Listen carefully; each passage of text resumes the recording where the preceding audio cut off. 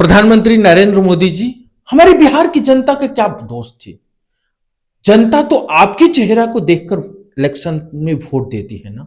लेकिन आप जब सत्ता में आ जाते हैं, जब बहुमत में आते हैं, तो आपने के नेतृत्व में लोकतंत्र की हत्या क्यों हो जाती है?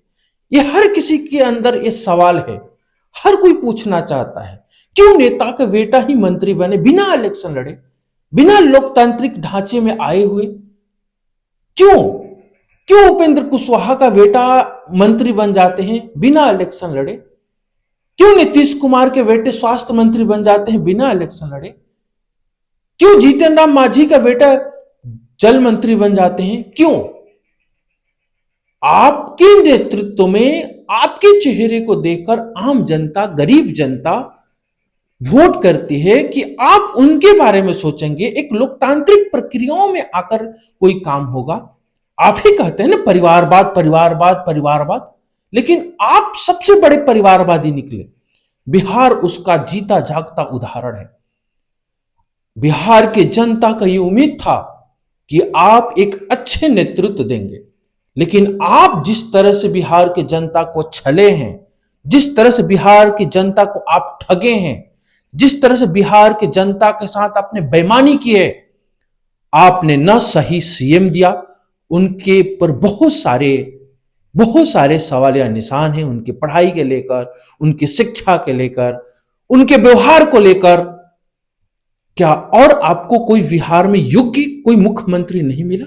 सम्राट चौधरी ही बहुत बड़े थे। क्यों बने?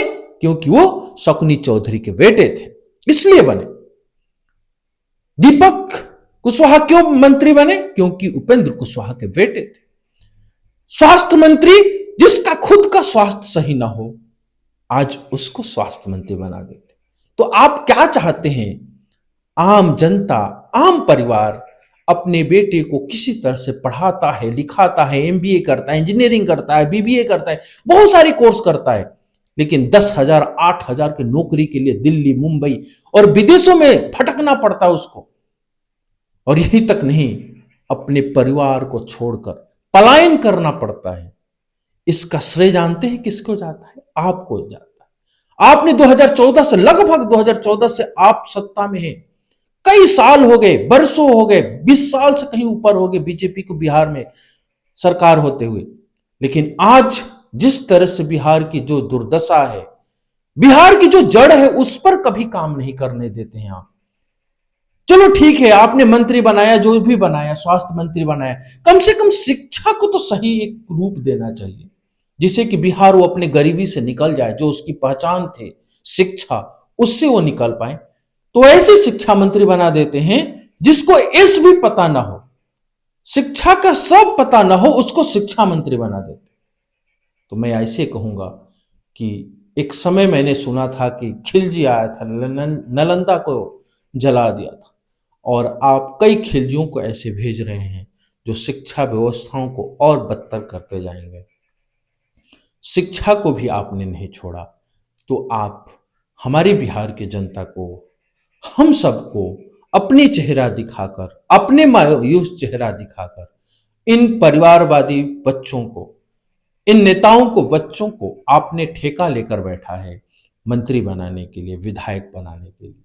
तो मैं आपसे निवेदन करेंगे, मैं सभी जनता से, कि इस वीडियो को इतने शेयर करिए कि ये वीडियो जो है प्रधानमंत्री तक जाए कि आपने बिहार की जनता के साथ में छल किया है, आपने नाइंसाफी किया है। क्यों नेता का बेटा नेता ही बनेगा? और फिर जब बनेगा तो ठीक है, कम से कम शिक्षा का तो अधिकार है, स्वास्थ्य का तो अधिकार है, रोजगार का तो अधिकार है उसका।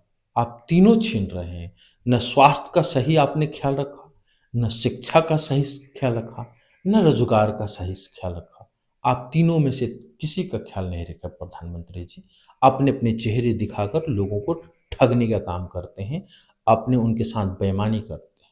यही हकीकत है, यही हर बिहारी के मन में जो है कूड़ रहा है, यही चल रहा है। इस वीडियो को अधिक से अधिक शेयर करिए, सब्सक्राइब करिए।